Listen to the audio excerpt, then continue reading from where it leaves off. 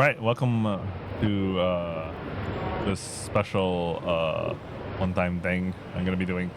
It's the Half-Life 2's 20th anniversary, and in honor of the game that started my Steam account, we're gonna probably just play an hour of this just to have a little bit of nostalgia. All right, go. Yeah, I doubt I have any saves up. Like, I finished this way back that I'm pretty sure the saves didn't upload, so I don't have anything. Oh, I kind of remember a couple of things.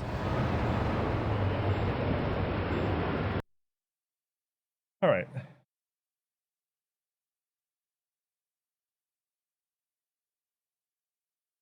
Been ages since I actually opened up Half-Life 2. Rise and shine, Mr. Freeman. Rise and shine. Not that I wish to imply you have been sleeping on the job. No one is more deserving of a rest, and all the effort in the world would have gone to waste until... well, let's just say your hour has come again.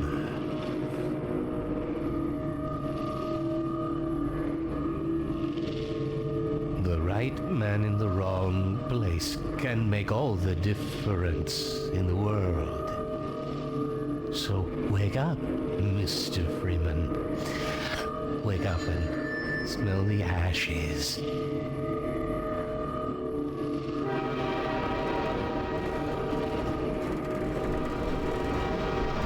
I didn't see you get on. Damn, it's been ages. This is my third transfer this year. Yeah, I kind of missed the Half-Life intro sequence. Although, admittedly, that was way longer. Like, you could have just had like a very simple entrance, like intro sequence like this. I'm Gabe Newell, and welcome back to Half-Life 2. It's been a long 20 years since its release. In this anniversary update, we've tried to respond to as many of the community's requests as possible. And while this might not be the absolute #1 request from fans, I often hear how much people would like a commentary mode, so we're excited to finally make that happen. Not only was it a challenge to remember many of the details of Half-Life 2's development, but it's not easy to crack open decades-old computer code and wonder what the hell you were thinking way back then. Along with the 20 years dev ago. commentary, we've cleaned up a bunch of old bugs and tried to leave things in better shape than we found them. And at least this time, we had the luxury of knowing how things turned out in the end. To listen to a commentary node, put your crosshair over the floating commentary symbol and press your use key. To stop a commentary node, put your crosshair over the rotating node and press the use key again. And please let me know what you think. You can reach me at GabeN@valvesoftware.com. Thanks, and have fun. I like how you could just email GabeN, man. I mean, it's a bit. He literally gave his email. Everyone knows his email. Like back in early 2000s, you could just. Welcome to City 17. Dr. Breen. You have chosen or been chosen to relocate Physics objects. remaining urban centers. It might be hard to remember it now, but back when Half-Life 2 came out, small objects in games, like these bits of trash, were usually static. As in, they didn't really move, or if they did, it was in a very simple way. If you were lucky, they might break apart into some sprites if you hit them. One of the goals for this initial train station section was to really make it clear to players that these kinds of things were properly, physically, actually being simulated in Half-Life 2. They could be picked up, dropped, thrown, broken, moved by other forces, you name it. Here we're starting with just a small thing, showing that trash is being blown by the arrival of the train, or, more specifically, an invisible volume that's triggered by the player leaving the train. Yeah, this is. Yeah. I don't remember if in Half-Life 1 you can use the use key to do this. It's been ages. Like the last Half-Life, it's been ages since I played the original Half-Life 1. Like the last Welcome. Half-Life 1 I played, it was like the Black Mesa remaster thing, attempt for the remaster on the Half-Life Engine 2's engine, but like, I yeah. thought so much of City Train station. 17 that I The beginning of a Half-Life game has a big job to do. We have to introduce players to a new world while teaching them how to interact with it. Players need to quickly grasp what's happening, who the key players are, what threats they face, and how they fit into it all. Above all else, it has to be as fun and interactive as possible. Nailing this takes a lot of iteration and playtesting, especially on the small moments that make up a bigger picture of the game.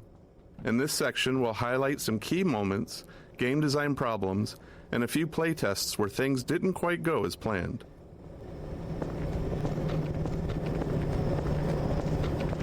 What's this? Sweeping Vortigaunt. Another key moment of storytelling, and another nod to the physics system. Here, we're showing how Vortigaunts fit into this new world, which is a big shift from their Half-Life 1 role as enemies. Like so many moments in Train Station, the Sweeping Vortigaunt came from our constant hunt for ways to show characters interacting naturally with the physics system. Why just tell players Vortigaunts are friendly now, when you can show one casually sweeping the floor and knocking around some simulated objects? Nothing signals, hey, don't shoot me this time around, like someone willing to tidy up. I've been proud to call City Oh, that's 17 interesting. my home.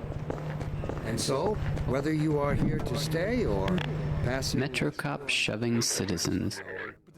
We've only walked a few feet and we're already got problems to solve. We're introducing the Metro Cop, an enemy that eventually we're going to ask players to kill, and giving you a glimpse of the world they're stepping into. It's a simple, clear moment that shows the relationships between the Metro Cops and citizens, and by extension, the player. At the same time, we decided to reinforce the existence of the core physics simulation, showing the way in which NPCs can casually interact with objects in the world. Seeing something like a suitcase knock into another and dislodge was pretty novel back then. These moments at the train station, where we combined multiple goals, were the most successful. They felt natural, like the game wasn't pausing just to teach you a lesson. 17. You have chosen, or been chosen, to relocate to one of our finest remaining urban centers. I thought so much of City 17 that I elected to establish Good my luck. administration Too bad. in the citadel so thoughtfully. Overwatch stopped our train in the woods and took my husband for I've been questioning. proud to call They said City he'd be on the 17 next my train. home. I'm And not so, Citizens. you are here to stay or- When it came time to design the human citizens of City 17 and the world outside the city, we chose to include a variety of races, ages, and genders. This not only provided narrative context for the Combine's enslavement of all of humanity, but it was also important to us that anyone playing the game could see themselves represented in the Resistance, with everyone on Earth united against the Combine. While we found a number of candidates to use as reference in creating these citizens through our daily lives and connections, we ultimately resorted to advertising in the Seattle Times classifieds to reach the desired range of faces that we'd envisioned. Welcome to City 17. They asked some dudes from Seattle as the face models. Interesting. I didn't know that. Remaining urban center. I thought so much of City 17. Natural storytelling. To achieve our world building and storytelling goals throughout the train station, we needed a natural way to deliver dialogue without it feeling too gamey or requiring tutorials. We noticed players often approached NPCs to get a closer look, so we turned that into an opportunity for the NPCs to acknowledge the player and deliver their lines. This kept interactions low-key, which was essential since the citizens aren't exactly too cheerful or lively. The simplicity of this approach also aligned with one of Half-Life's core storytelling goals, making the narrative responsive to the player's interest. Some players want to dig into every detail, while others just want to know what to do next. Giving players control over how much story they want to engage with, without it blocking progress, is a goal we always try to maintain in a Half-Life game. Plus, the less complicated a feature is to implement, the more of it we can include.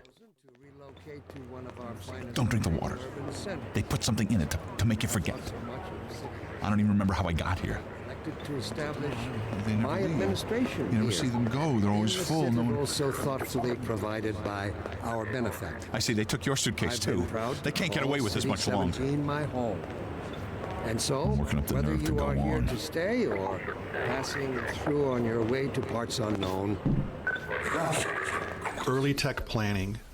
Shipping a game always teaches us a lot. We finally get to find out which choices we made were good ones and which were ones we should do differently next time.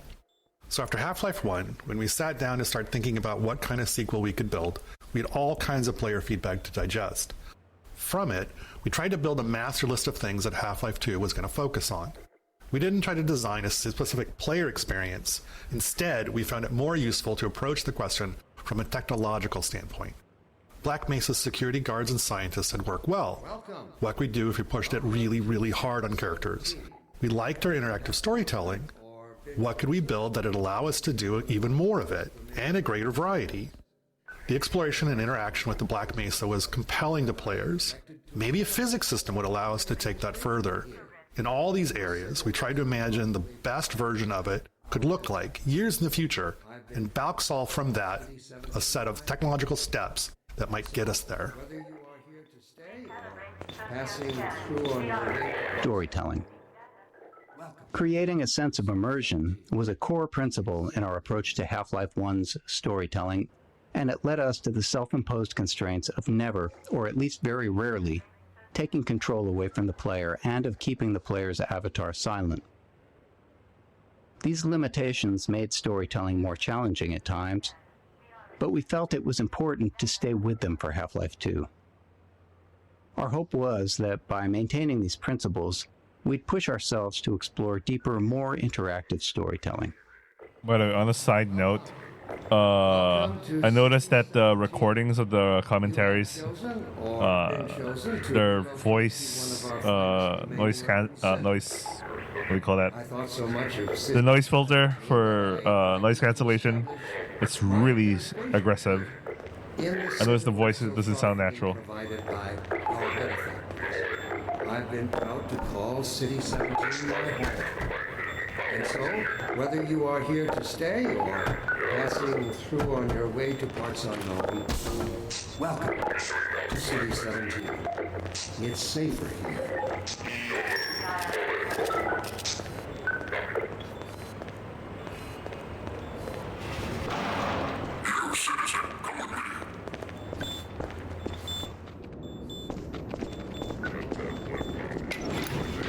This must be a mistake. I gotta stand and reload. Characters. In Half-Life 1, security guards and scientists could best be described as archetypes, not individuals. They were abstractions of characters that matched the visual fidelity we could achieve at the time. But as our technology improved with Half-Life 2, we saw an opportunity to move beyond abstractions. The increased visual fidelity of the character models, combined with improvements in animation, made us believe we could focus on creating individual characters, people you would actually care about. We allowed ourselves to write real dialogue and have characters deliver it in a way that felt realistic enough for players to not think about them as pawns in a video game, and hopefully propel our narrative forward. In 2001, a couple of years into development, we were energized by Japan Studios' Eco. Directed by an animator, it blew us away with its reliance on characters as the key connection to the player, giving us the courage to keep pushing forward. Thanks, Japan.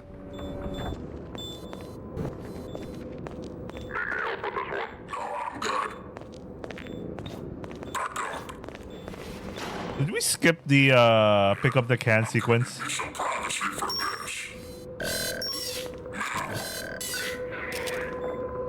About that beer I owed you.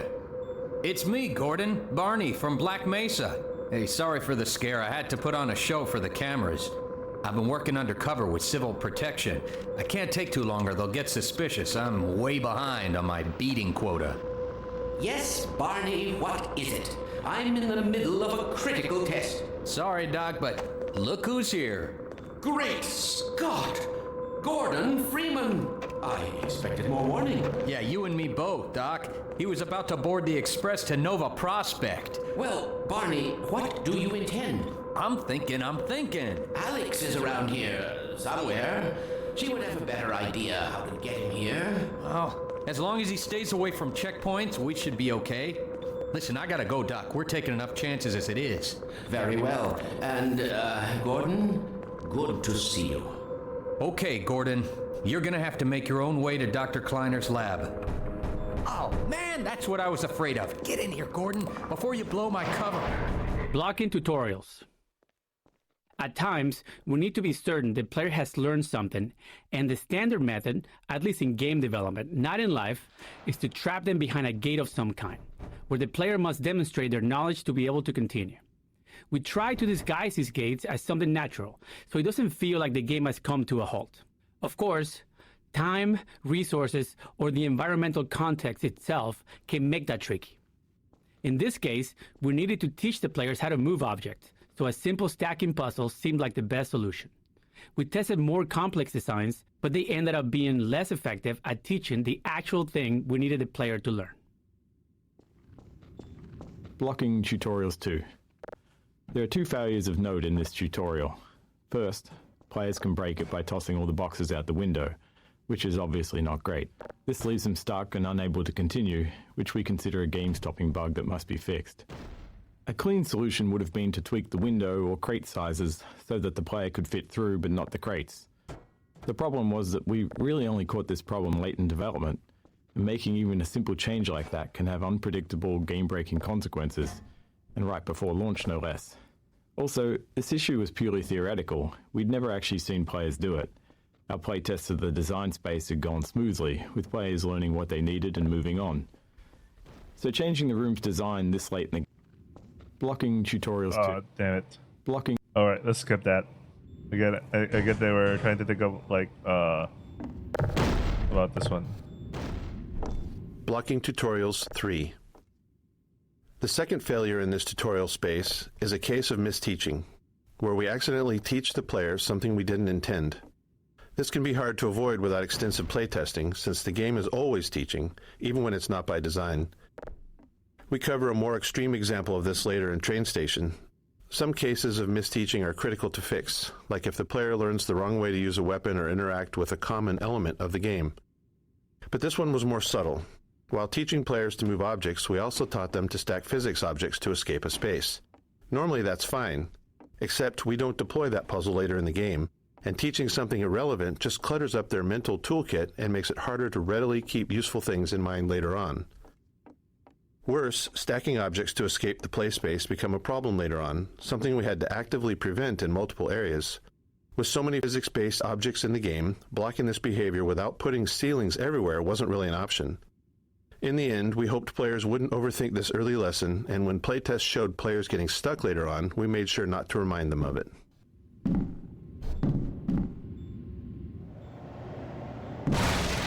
Fall damage. Teaching players how to do things is an essential thing for the game to do. But for them to make confident decisions, they also need to understand the more subtle rules. This small moment covers 2 of those. First, it shows how far the player can fall without taking damage. Second, it introduces a bit of the game's vocabulary, how the game will communicate with them. Players often worry about taking fall damage, but they also worry about taking a step that they can't take back. So here, a welcoming crate to land on signals that dropping down is safe and it's the way forward. And when the crate breaks, it reinforces the physics simulation, and is likely the first time players will see that larger objects can be broken apart.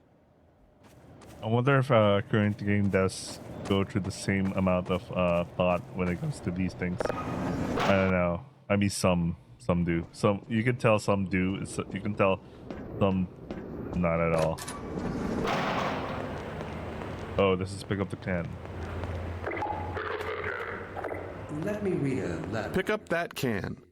Contextualizing tutorials, creating a story scenario in which they happen, lets us do more than just stop the game to teach players something.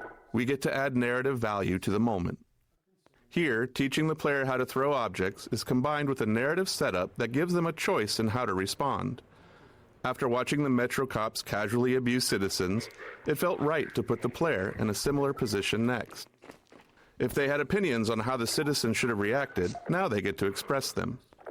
Playtesting showed most players either complied or refused the request to pick up the can, but some tried to avoid the confrontation entirely. Others would comply initially, then retaliate after feeling humiliated. By keeping the moment relatively constrained, in both terms of player actions and the space itself, we could generally react appropriately to whatever choice they made. First, let us consider the fact that for the first time ever, as a species, immortality is in our reach. This fact has far-reaching implications. It requires radical back off. revision of our genetic... Playtesting.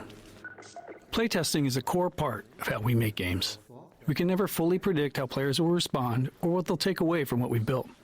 So we test to learn and hopefully improve. During a playtest, we don't guide or talk to the player, even if they're stuck, as it's extremely unlikely that we'll be sitting there next to the player once the game ships. Our goal is for testers to forget that they're playtesting altogether and play as if they're at home. Any interruptions risk skewing the data, so we only step in if there's a bug that's blocking progress, or more rarely, if their behavior is so confusing that we need to understand what they're thinking. Inseparable from instinct is its dark twin, superstition.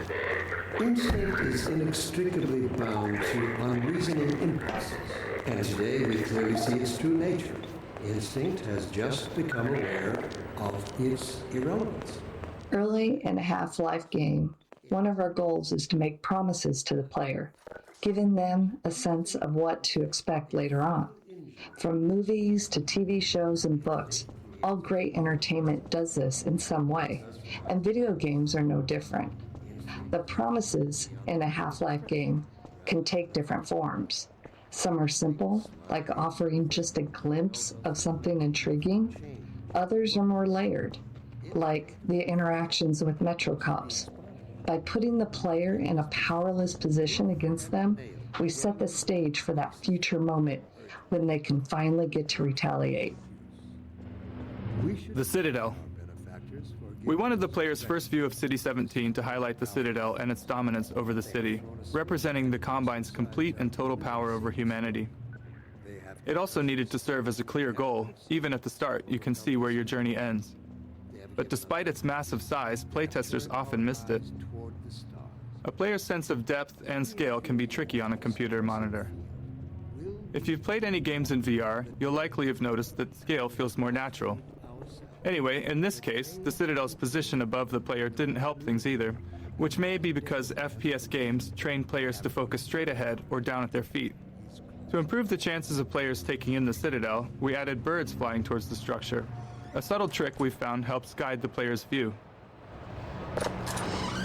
I'm not gonna lie, I didn't notice it until he mentioned the word Citadel and I decided to look at here.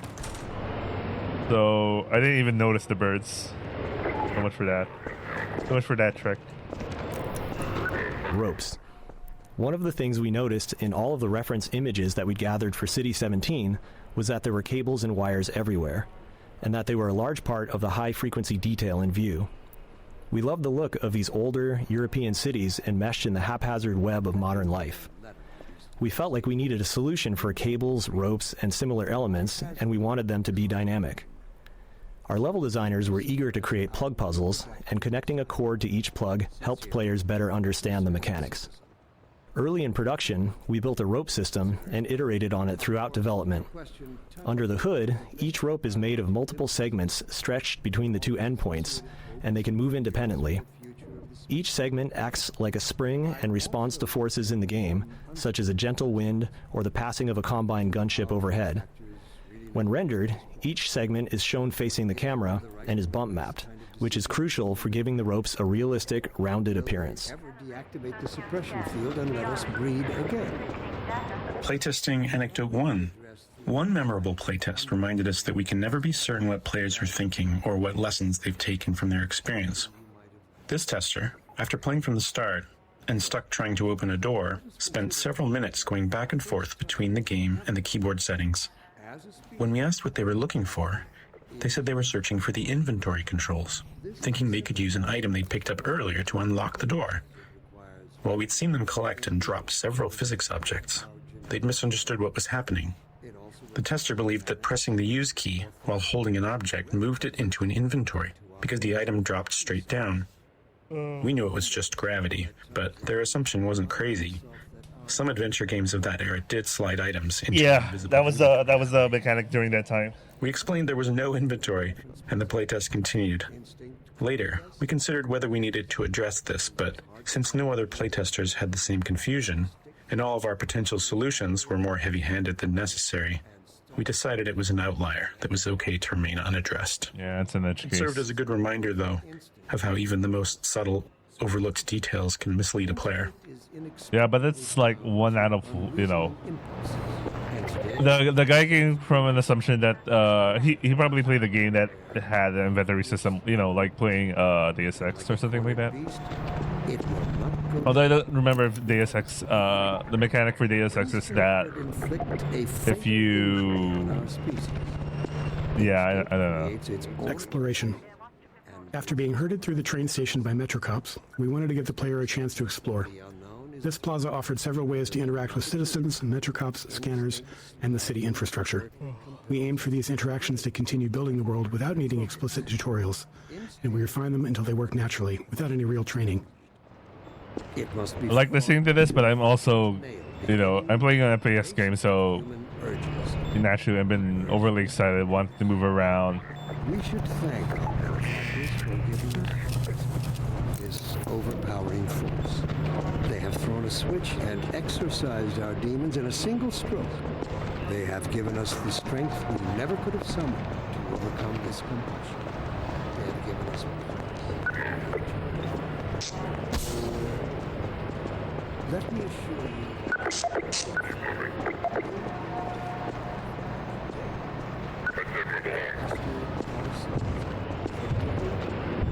Strider. This simple moment is a promise that you'll encounter this enormous thing later in the game. Even an uncomplicated scene such as this really does require a lot of playtesting and iteration because of Half-Life's goal of not taking control away from the player. As you can imagine, it takes a lot of small tweaks to ensure that as many players as possible are looking at the right place at the right time here. The street layout and the Metrocop scene are all set to guide the player's gaze, perfectly framing the Strider when it appears. Early game exploration. Up until this plaza, the player likely hasn't had to think much about their path, as it's been clear and straightforward. But here, we wanted to encourage exploration, which meant making the way forward less obvious, which can produce a feeling of being lost or, worse, confused, as you might expect. These kinds of shifts can be tough, especially early in the game, when the player is still learning the game's guidance cues. Here, it's further complicated by force-fielded checkpoints, which allow NPC citizens to move through, but restrict the player, leading many playtesters to believe that there was a way to bypass them. Ultimately, it was extensive testing that helped us find the right visibility for the alley forward, using lighting, layout, and a wooden crate, an object players have already used as a sign they're headed in the right direction, all to subtly guide them forward. Yeah, I remember when I was a kid, like, I was really young, so I couldn't even figure out going here until after such time. But I was really young. I wasn't thinking about the crate. Maybe it's working at a subconscious level. But now, you know, like, the moment I reached this area, I saw the Strider. Honestly, for me, it's the stair. It's the ladder. I mean, it's the ladder. It's not the crate. It's the ladder. When I saw the ladder, I was like, oh, I know that's where I should go next.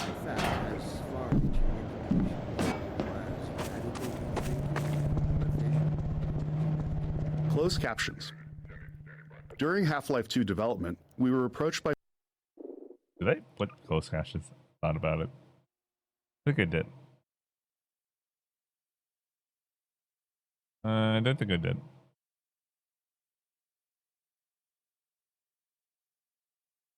No, I don't think I folks did. interested in accessibility who encouraged us to go beyond the subtitle system we had built for Half-Life 1. They requested a full-featured closed captioning system to capture all game sounds, not just dialogue. This turned out to be a much tougher challenge than expected. Half-Life 2 produced a wide variety of sounds, and categorizing them for captions was crucial. Prioritization was also key. Dialogue needed to stand out, and it had to be clear who was speaking. Ambient sounds, like... Where is... Oh, there it is. Like distant combat, were important for setting the mood in some levels, but less so if there was an enemy shooting nearby. Our level designers also often reuse sounds in different contexts, so sound might require captioning in one area, but not in another.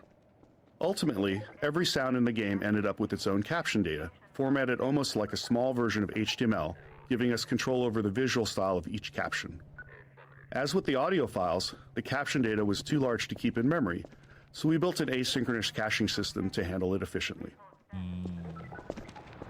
This is how it always starts. First the building, then the whole block. They have no reason to come to our place. Don't worry, they'll find one.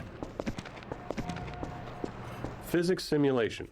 Even though we began Half-Life 2 with a functional third-party physics simulation, it still took us years of additional work both on the simulation itself and its integration into the game until we felt like we could meet our designers' ambitions.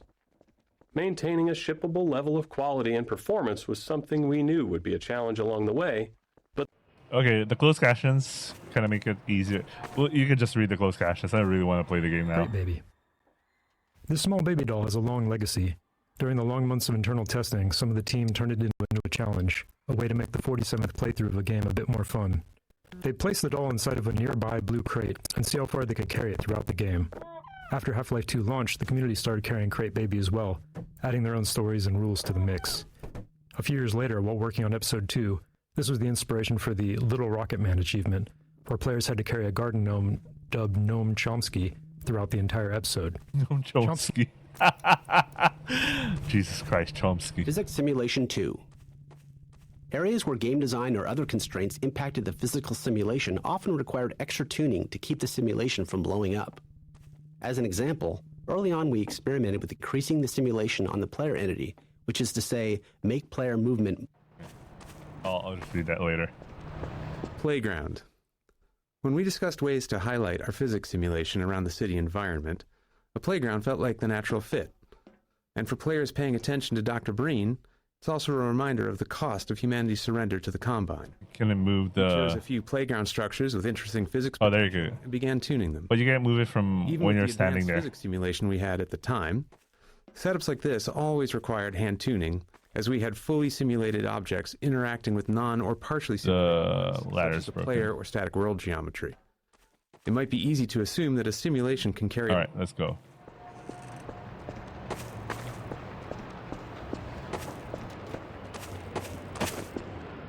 All right, let's actually play the game.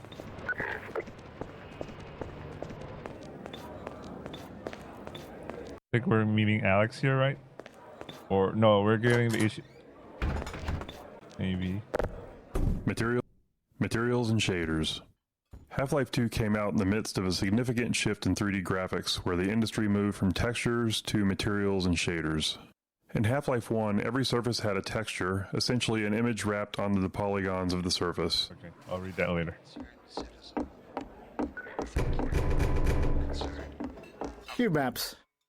With the addition of materials and shaders, we needed a solution for reflective surfaces like glass and...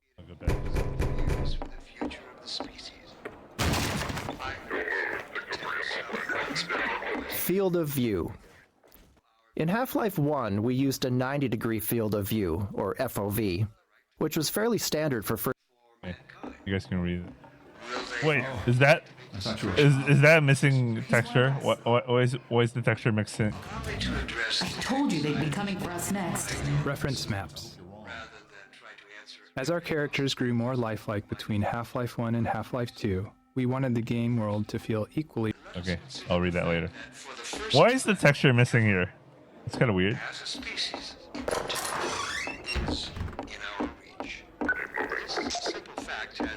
can't take it anymore. Everything's gonna be okay. What is it going to do? What's going on here? Missing material. Early on in developing this isn't low-level graphics code, we realized it would be difficult to spot polygons that weren't rendering due to a missing texture.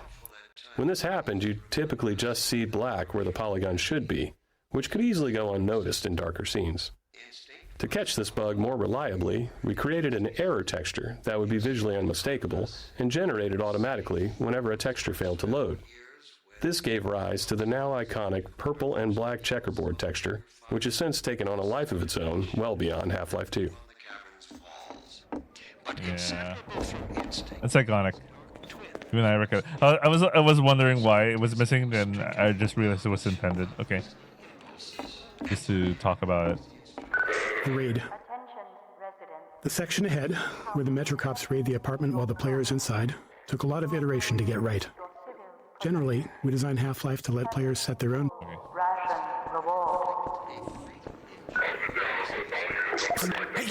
The Raid 2. In addition to making sure the player felt the pressure to move forward, the noise canceling was so strong there, man. Head for the roof. There's no time to lose. Here they come! Attention, residents. This block contains potential civil infection. Inform. Cooperate. Assemble. Get in here, quick. Keep moving. Head for the roof.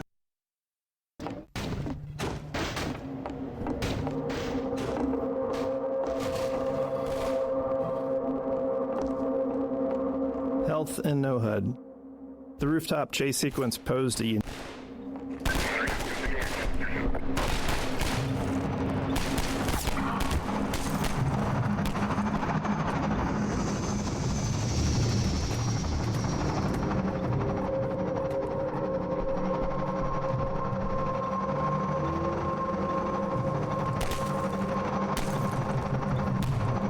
We can't aim for shit.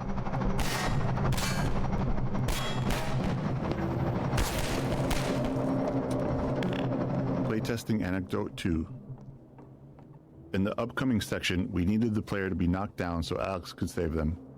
With limited time and resources, we simplified the encounter as much as possible, reusing existing systems and letting it play out like a... It's fine.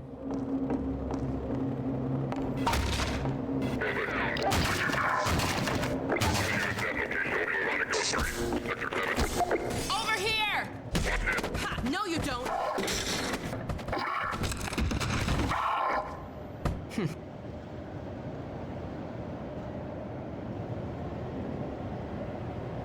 Dr. Freeman, I presume. You better hurry. The Combine can be slow to wake, but once they're up, you don't want to get in their way. Alex. Nailing Alex's design was a big challenge. We want. I don't think it occurred to him that you might not have a map.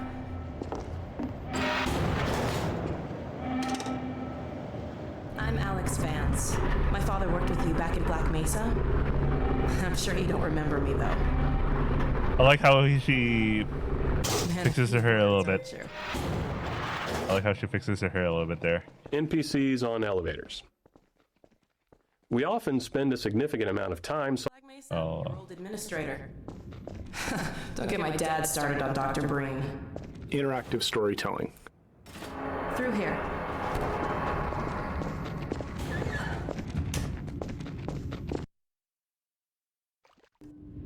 Funny, you showing up on this day in particular.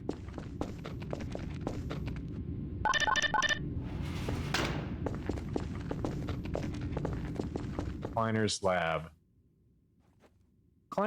We've been helping people escape the city on foot. It's a dangerous route to my father's lab. Choreography. The system... Today, we're finally on the verge of having a better way. Face poser. The primary...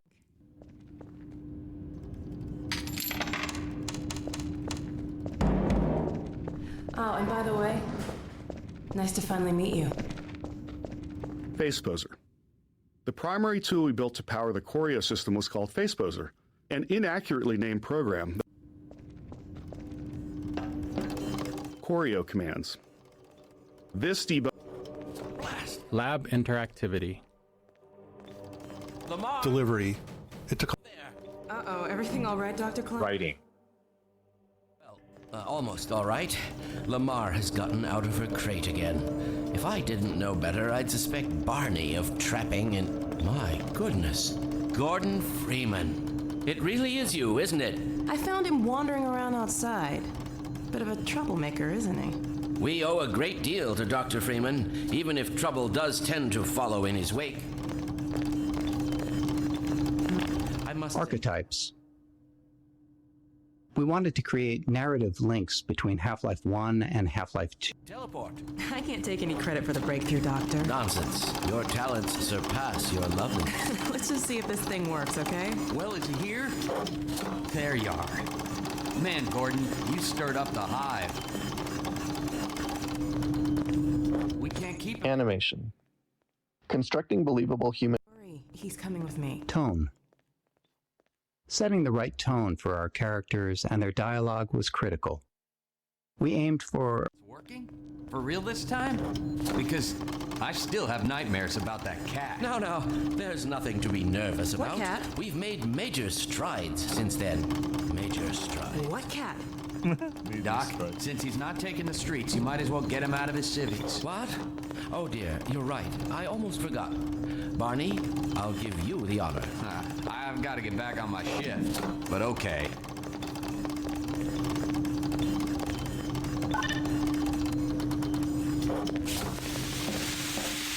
voice actors.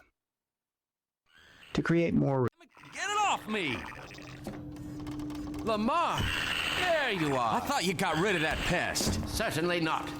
Never fear, Gordon. She's debeaked and completely harmless. The worst she might do is attempt to couple with your head fruitlessly. Get that thing away from me! Here, my pet.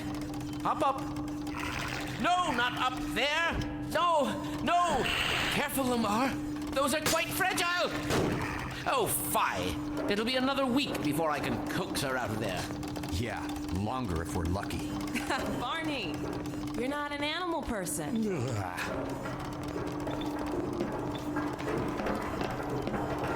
Well, Gordon, go ahead. Slip into your suit now. Yeah. Well, Gordon, I see your HEV suit still All right, the fits Valve like a glove. At least intro glove music. parts do. I've made a few modifications, but I'll just acquaint you with the essentials. Now, let's see. The Mark V Hazardous Environment Suit has been redesigned for comfort and utility. Oh dear. Doc, we don't have time for this. At least get that suit juiced up, Gordon. Good idea. There's a charger on the wall. I've modified your suit to draw power from Combine energy outlets, which are plentiful wherever they patrol. Meanwhile, let's get this show on the road.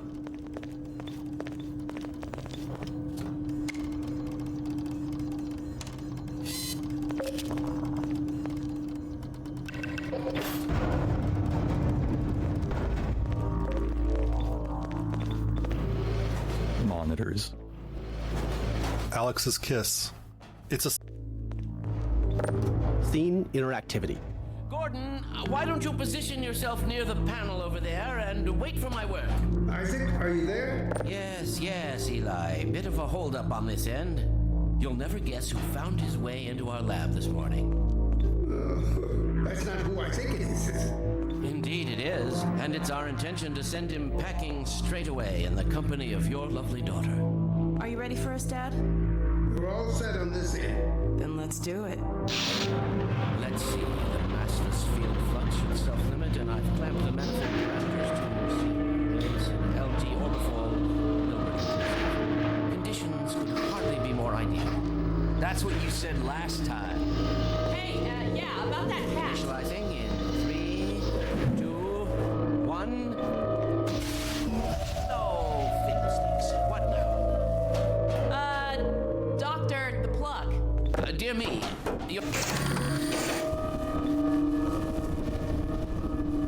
Excellent. You gonna let Gordon throw the switch? Gordon, go right ahead. Very good. Final sequence. Commencing now. I can't look. Okay.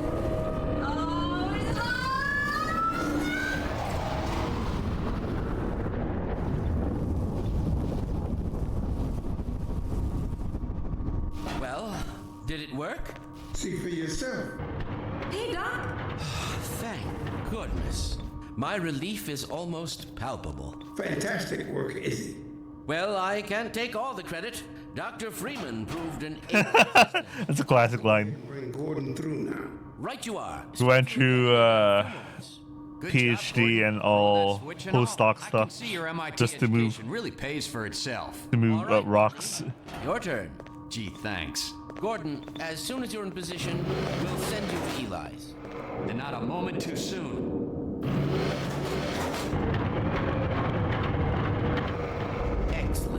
Initializing in 3, 2, 1. Barney, if you'd be so kind. Good luck out there, Gordon. Yes, indeed. We're ready to project you, Gordon. Bon voyage, and best of luck in your future endeavors. Final sequence. Hell, what is it? It's your head, the freaking headhopper! Lamar, Betty, no! There he is! It's Lamar with you! Get about that thing! He's coming through, Dad. What's going on here? I'm not sure. It seems to be some kind of interference. Gordon, hey, foot, you get you out of there. Something is drawing him away. What's the meaning of this? Who are you? How did you get in here? Hey, he's back! I'm getting him out of there! And just wait in your field, and we'll peel you apart! Shut us off, Gordon. What's going on? I wish I knew! I'm encountering unexpected interference! Don't worry, Gordon. There he is. Oh, we're losing him again. The more I saw, I'm all but certain it was Gordon Freeman.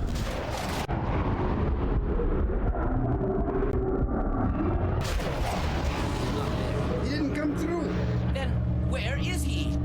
Behind you. Shut it down. Shut it down. Gordon, you must get out of here! Run! Get down out of sight. I'll come find you.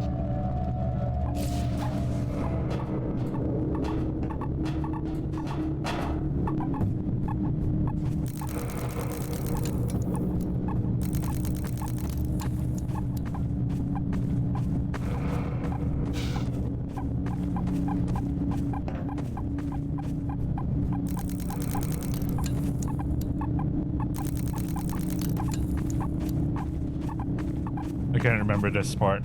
Where do I go?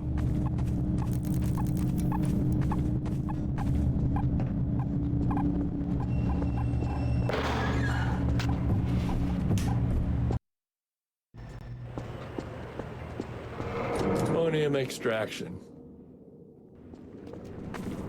Hey, Gordon! At the time of half.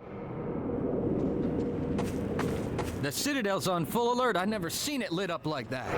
Get out of City 17 as fast as you can, Gordon. Take the old canals, right? They'll get you to Eli's lab. It's a dangerous route, but there's a whole network of refugees, and they'll help you if they can. I'd come with you, but I gotta look after Dr. Kleiner. Oh, and before I forget, I think you dropped this back in Black Mesa. Good luck out there, buddy. You're gonna need it. At the time of Half-Life 2's release, most first-person shooters gave the player a gun or a melee weapon right off the bat, but we opted to start them empty-handed.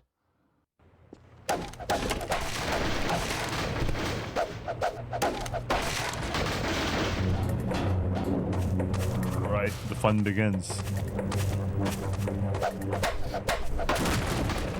Dynamic mixing. During gameplay, many sounds are playing at the same time, but some are naturally more important than others.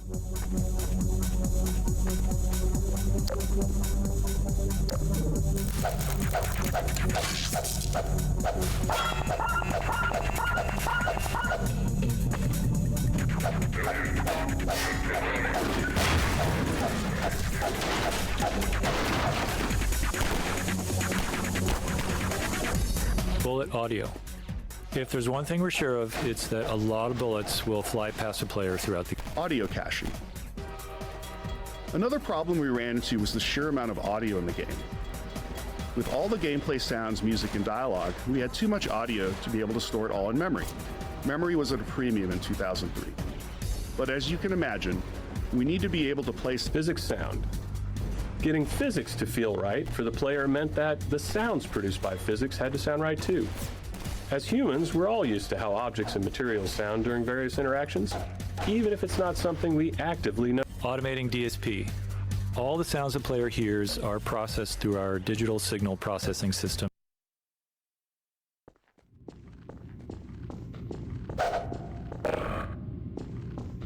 Help me! Metro. We didn't do anything!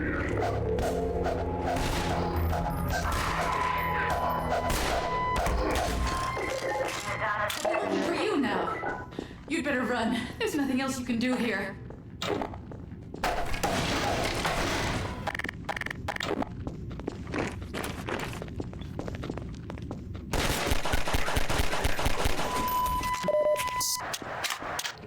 Dropped biosignal for protection. staircase.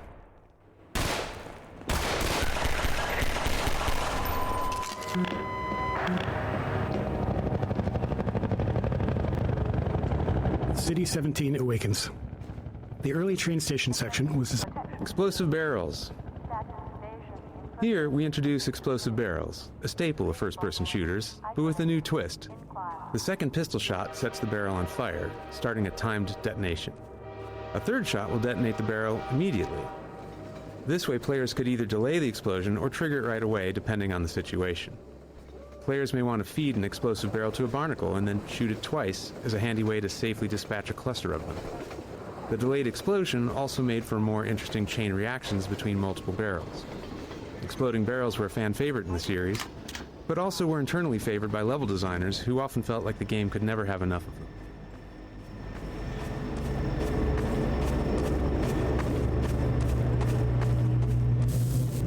Can't remember where to go. It's been a while. So I guess I'm gonna jump over the... Yeah. It looks like there's an opening there.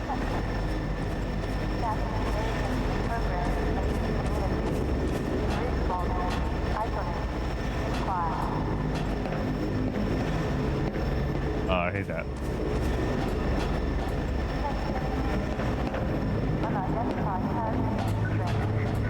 Oops, I didn't notice.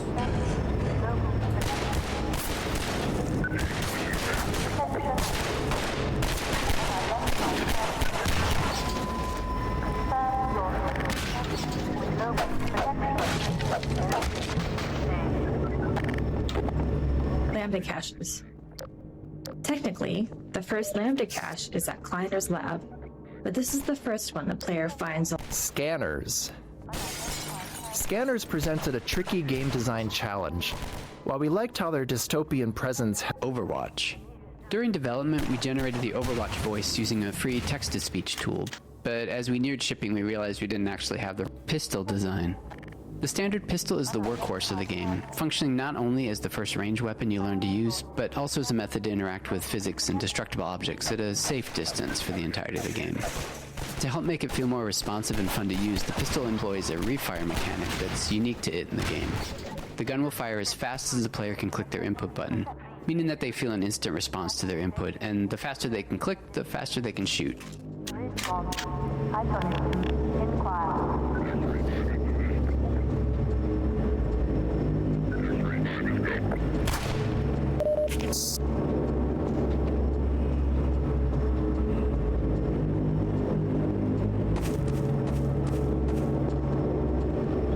Forgot where to go.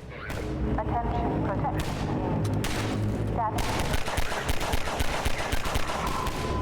Respawn. Isolated. Decline. Unit down in sector 9.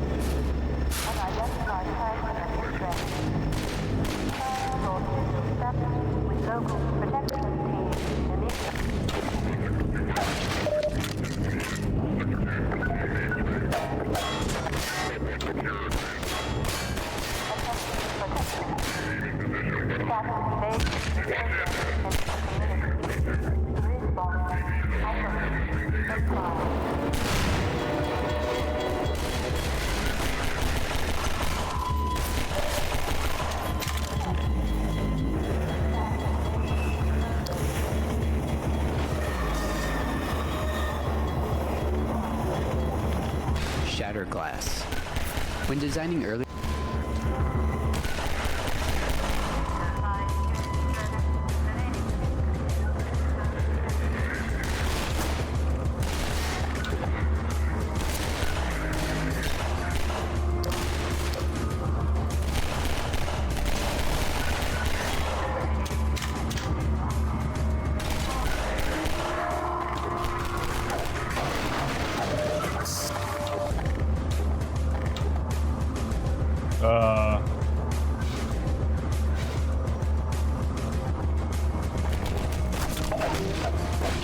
Iterative passes. Some chapters of the game, such as the on-foot sections of the canals in Ravenholm, were developed in multiple passes by different cabals.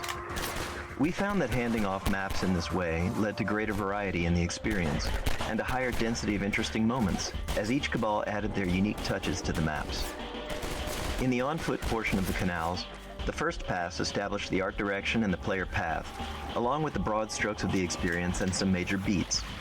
But the team-wide alpha playtest identified insufficient tension and a water shader. The most complex shader we made for the game was the water shader, which made full use of the newly available programmable graphics cards.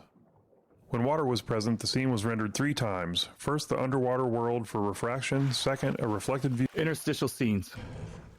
As playtesting progressed, we often found areas where players lost track of their goal. Boxcar Bill. Guess those sirens are for you, huh? Good thing you found us. You're not the first to come through here by... This is the Freeman. The Combine's reckoning has come. Look. Boxcar Bill. This small scene originates right around the corner. They'll get you started on the right foot. Meanwhile, let my Vortigaunt friend here give you a jolt to get you going.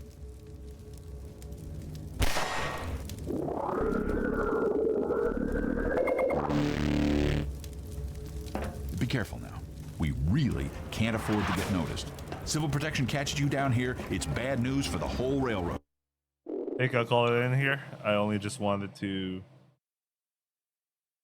play for almost an hour. Alright, this is just a one-time thing. It's a fun thing to remember. Get out of here. Anyway, I hope you guys enjoyed watching, and I'll see you guys on the next uploads. Ciao.